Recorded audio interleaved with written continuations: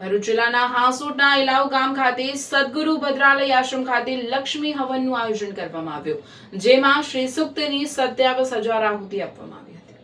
ભરૂચના હાંસોટના ઇલાવ ગામ ખાતે સદગુરુ ભદ્રાલય આશ્રમ ખાતે સ્નેહલ મહેતા મહારાજના સાનિધ્ય અને પ્રેરણાથી દિવ્ય ભક્તિ અને ભજન સમારોહનું ભવ્ય આયોજન કરવામાં આવ્યું હતું. કાર્યક્રમના ભાગરૂપે માં લક્ષ્મીજીની કૃપા તથા આશ્રમની પવિત્રતા અર્થે શ્રી સૂક્તની 27,000 આહુતિ સાથે મહાહવન યોજાયો હતો, જેમાં શાસ્ત્રોક્ત વિધિ અનુસાર લક્ષ્મી માતાજીનું પૂજન અર્ચન કરવામાં આવ્યું. હવન દરમિયાન ભક્તિમય વાતાવરણ સર્જાયું હતું અને ઉપસ્થિત ભક્તોએ શ્રદ્ધાપૂર્વક હવનના દર્શન કરી ધાર્મિક લાભ લીધો હતો. આ મહાયજ્ઞમાં 80 જેટલા યજમાનોએ ભાગ લીધો હતો.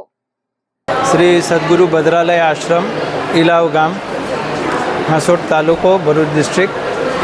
અહીંયા આગળ આજે માતાજીની કૃપાથી ખૂબ સરસ શ્રી સૂક્તની 27,000 આહુતિથી શ્રી યાગ આપણે અહીંયા આગળ આયોજન કર્યું છે. આ આયોજન કરવાની પાછળ હાલના સમયની અંદર આખી દુનિયામાં જે કંઈ પણ તકલીફ ઉત્પન્ન થઈ છે અને લોકોના મનની અંદરથી શાંતિ જતી રહી છે અને લક્ષ્મી નથી, તો બધાને શ્રી એટલે કહેતા કે શુભ લક્ષ્મીની પ્રાપ્તિ થાય, સર્વનું કલ્યાણ થાય, સર્વની જીવનની અંદર પ્રગતિ થાય, એ હેતુથી આ યજ્ઞનું આયોજન કરવામાં આવ્યું છે.